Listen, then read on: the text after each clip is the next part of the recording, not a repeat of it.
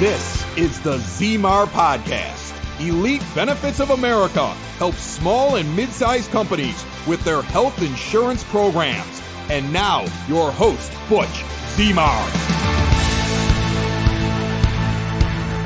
Thanks for joining me on the ZMAR Podcast. Just a quick update. Some people are sending me messages about that 50-mile ultra marathon run I did. I ended up not finishing the 50 miles. I had a post on LinkedIn. Check it out there. I ended up completing 32 miles. It was quite an experience. Nonetheless, I did make an attempt. I'll be back next year and we'll finish it up. Just a quick office update here internally at Elite Benefits. We got assistant added to the staff, making sales and staff connections and helping our administrative staff and our clients make the open enrollment process a little bit easier. So I think it's working out extremely well. I'm grateful to make it a little bit smoother for some of my clients, to the point where some of their open enrollments for January 1 are already done, which is good news. Right now, we earmarked the end of October and they're done for January. So we just roll out paperwork or information to the employees so they're aware of what's going on. What we're seeing in the open enrollment currently is 8 to 11% increases on the small group. Mid-sized groups could be somewhere closer to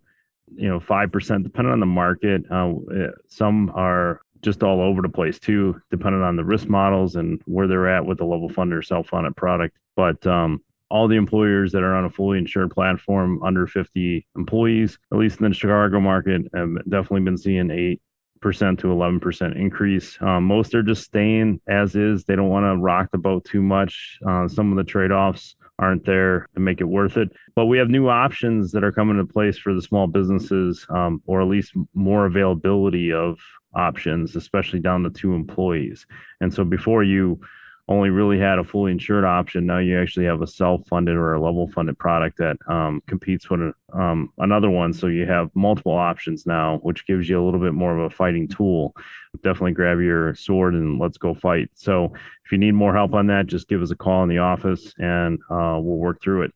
One strategy that's being pushed because of regulations, I believe under the Trump administration, called the individual coverage HRA or health reimbursement arrangement. So it's certain rules that were set in place for individual arrangements for health insurance if employees were purchasing their own.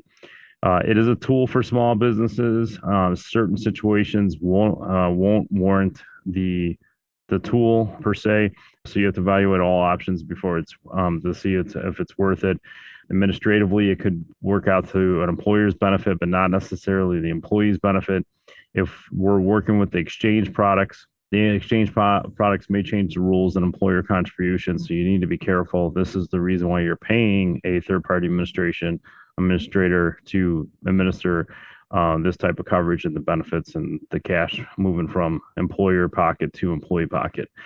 At the end of the day, a lot of the clients that we work with that are allowing their employees to purchase their own health insurance is just increasing their payroll. And sure, you're going to pay income tax, factor some of that in. Maybe your accountant could figure it out too. But it may be the best option. So we have to evaluate all fronts and see what's going to be available to you. The individual market for the on-exchange business and off for the most cases, there's 3 new insurance companies that enter the market depending on the county in the state of Illinois. Other states have opened up as well. There might be 1 or 2 options depending on what county you're in.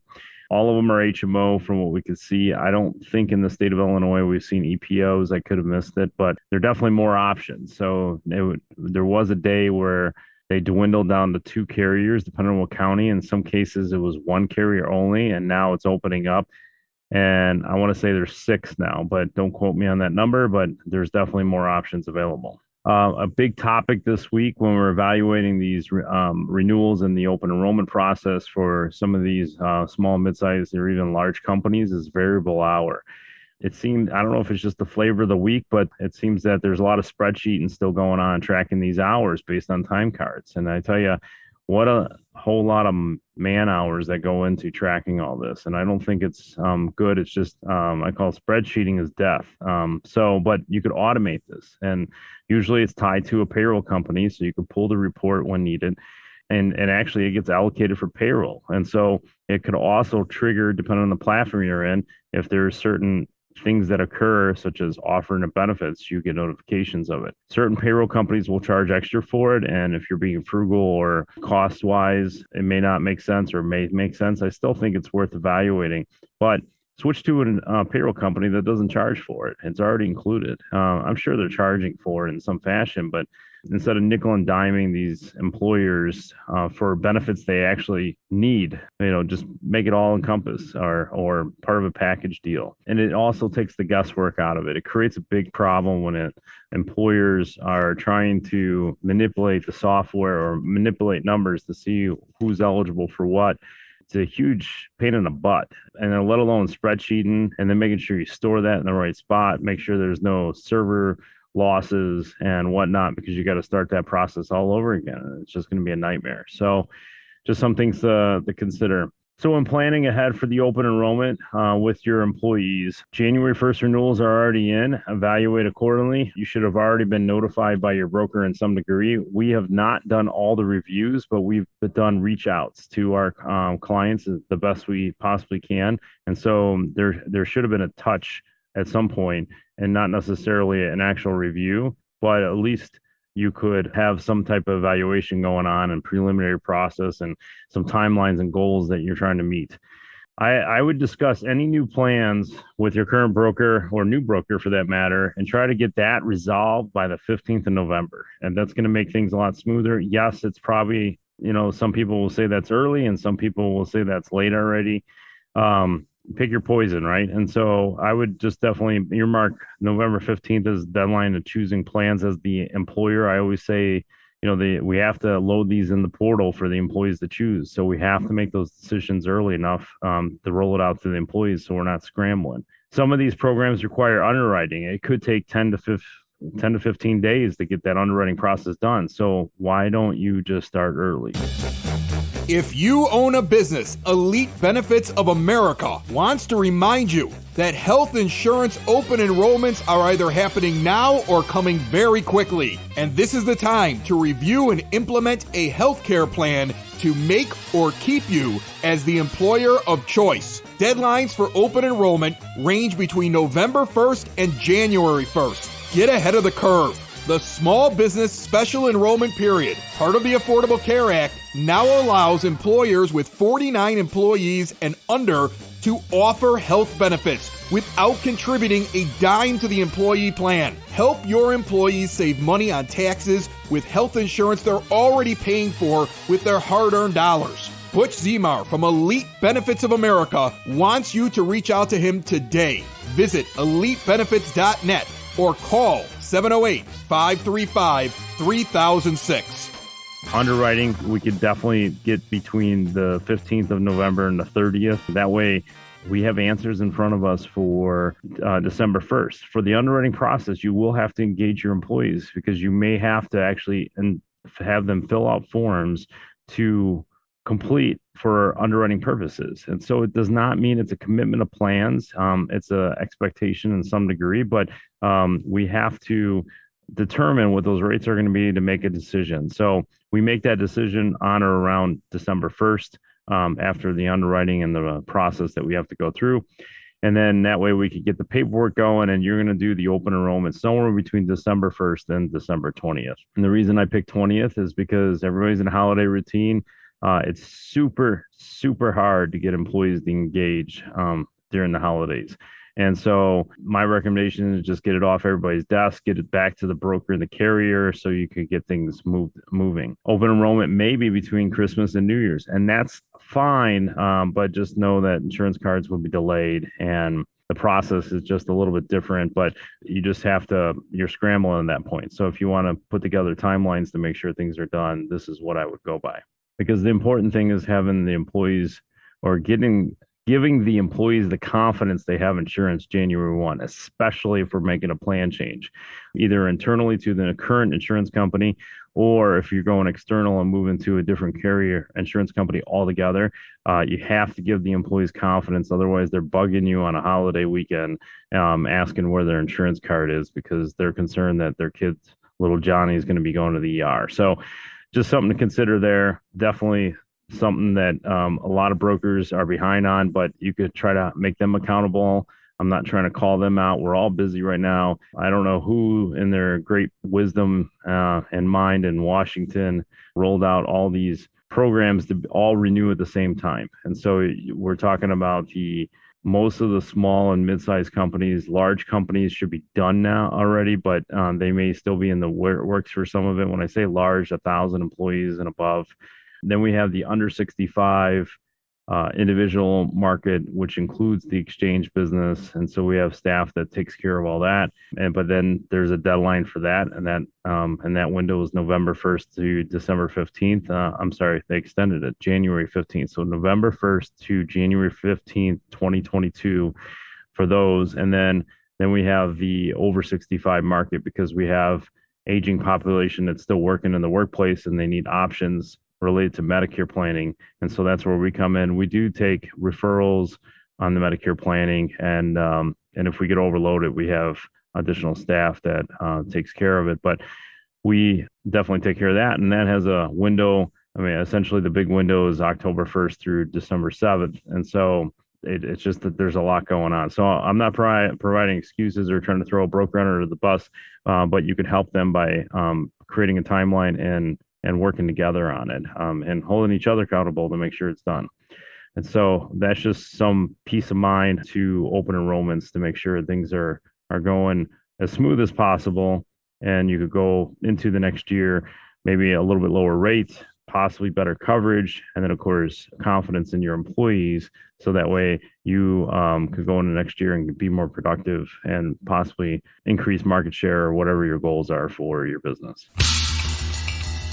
A little side note, there's a lot going on with the vaccine mandate. I'm not going to get into the HR presence. I do want to get one of our HR representatives on here and talk through some of that. But what I wanted to make a quick note on from a sales and benefits management or account management perspective, if there are people out there, especially in the sales role, that are working for a larger insurance agency that has a concern with this, there's plenty of smaller agencies that are looking for help. We can help in the transition. A lot of them will be more than happy to help you move out of the other agency. And then some people are looking for a spot. A lot of them can't pay salaries, but at least you can have another place to go to submit business. And the reason I bring this up, because there's going to be some that are concerned about that mandate. And I'm not saying that I advocate one way or the other. I'm just saying that a lot of small shops out there, including ourselves, we don't put the mandate on. We're not required to. If somebody wants to get it, that's fine. There's no judgment in a lot of these smaller agencies. Reach out to me. It doesn't have to be my agency, but if there's opportunities out there, I'm connected in the insurance brokerage world. And so we could help source some opportunities for you. But I wanted to point that out because there's a lot more pressure coming and some people are just not ready just yet. They're not against it, and that's okay. I don't care either way personally, but I just think not from a political standpoint either. I just think that that there's opportunities for brokers and account management to help some of these smaller agencies out there if the vaccine mandate is a concern for you.